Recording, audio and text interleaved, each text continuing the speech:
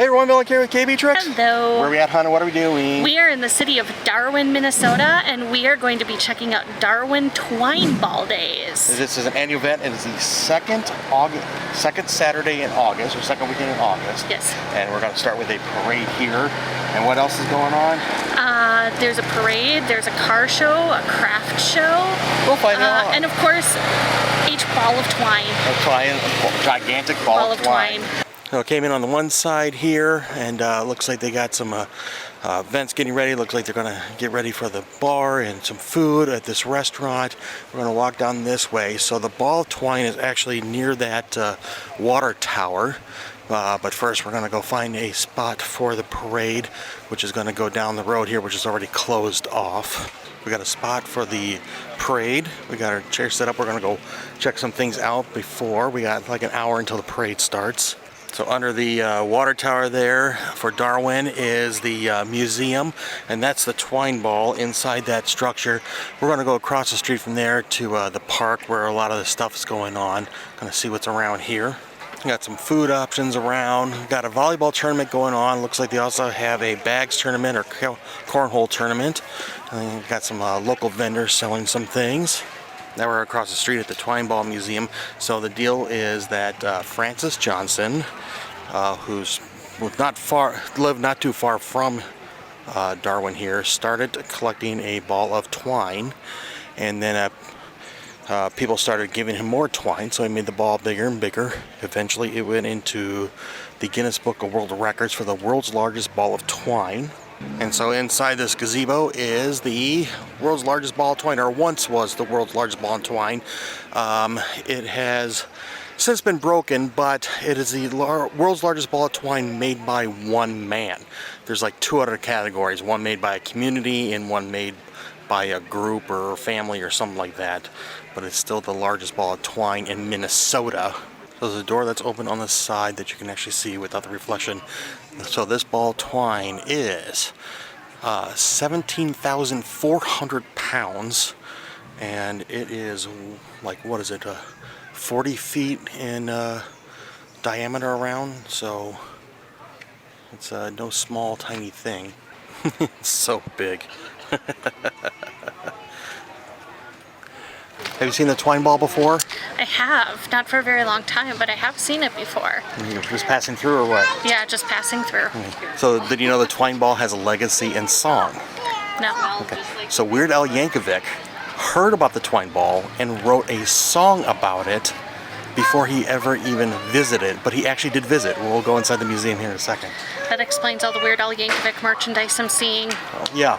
So in fact, this is actually the 75th birthday of the twine ball. But outside here, speaking of Weird Al, if you go down over here, you'll see the name of this alley next to it is called Weird Alley. They named this street or alley after Weird Al Yankovic for basically bringing fame to the twine ball outside of Darwin.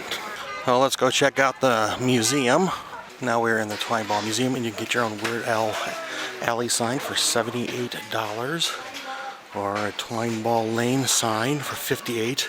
In the back of the museum and back here, they got the area. This is dedicated to the town ball. So baseball was popular for these small towns, and they all had their own little town ball teams. And so this was Darwin area town ball team that this area is dedicated to. So the museum itself used to be a railroad depot that they moved over here, and is now a museum for the twine ball and the town. And they got some interactive things for the kids, so you can learn about the railroad in town. They got the things for like the stamps, and over there they can use the Morse code. Another back room in the museum, and you can actually get your photo in the twine ball. Back here, there's some more things you can learn about the town and the area. They've got a area dedicated to veterans, like in World War I, World War II, and then this is a replica of a grain silo that was here in town years back. That actually was destroyed in a fire back in '83, and during the winter, you can see how massive those flames were, how big this fire was. So this is Francis Johnson's corner, where they're dedicating to the guy that made the ball of twine, and he was also a skilled carpenter, and he had this hobby that he also made these pliers on top of pliers. So if you look here, there's like a big plier, but on the handle it makes another pair of pliers, which then makes another pair of pliers, which makes another pair of pliers, and so forth. And he actually is in the world records for the biggest one of these. For example, he made 3 like this. This is a 7-foot pair of pliers with the pair of pliers type thing that I was talking about. I think he made 3 of them. So this is a 7-foot one, and then there's a 10-foot one, I think. I could be wrong here. I'm trying to go off of memory. So the sign there says that this is a 7-foot pair of pliers made by Francis Johnson. Contains 25 pliers, ranging in length from 7 feet to as small as less than 1 inch. And it's all wood. There's no pins or screws or anything holding everything together. And there's a photo of this thing kind of spread out, so it collapses nice, but then it gets pretty big here. Here's some newspaper articles and a portrait of Francis Johnson, who made the ball. But then in an adjacent wall from there, here's Weird Al's corner.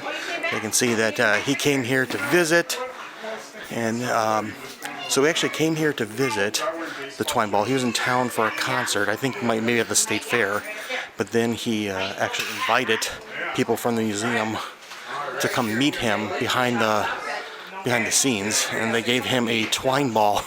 But here's Weird Al visiting. It was August 16th, 96, that he got to see the twine ball for himself. There it is, the 75th birthday of the world's largest ball of twine. Got a good turnout for the parade. A lot of people are out here. The parade is starting. Up first is Meeker County Sheriff. The kids are gonna like, oh, the candy. There we go.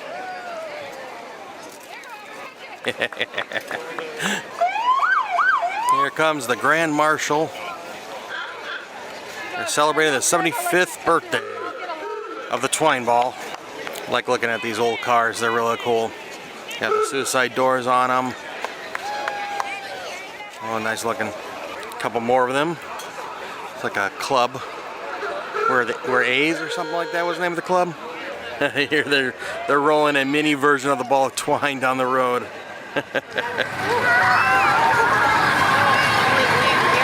Sign says, thanks for coming. We hope you have a ball. Woman of the Year and Mr. Hutchinson. This is Hutchinson Water Carnival. Meeker County American Dairy Association. They're princesses and ambassadors. Well, next town's over, Dassel. This is their ambassadors. Got a row of tractors coming up. This might be a club. And we got some refurbished ones. They're looking nice. It's a 1942 John Deere. It's the Forest City Threshers, which is next weekend, I think. A couple more tractors coming through. Oh, there's a lot of them actually. This float is very festive. Oh, they got a twine ball in the middle. I couldn't see that between all the flowers, but I like this one. Got a Rod and Gun Club celebrating 75 years, so they've been around as long as the ball of twine. Not sure what this one is yet, but kind of fun with the wine barrels. It might be a winery. The winery's not giving out bottles of wine. No, just candy. It'd be a lot cooler if they did. I know. If they came and handed out bottles of wine, I'd be so happy right now. They got some sort of group with four-wheelers and motorcycles. They're doing some wheelies and everything.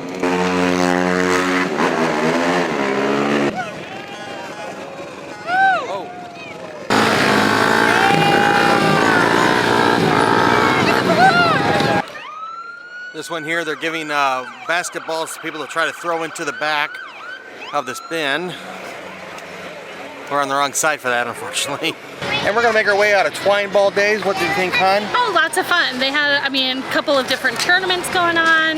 They had the little art and craft fair.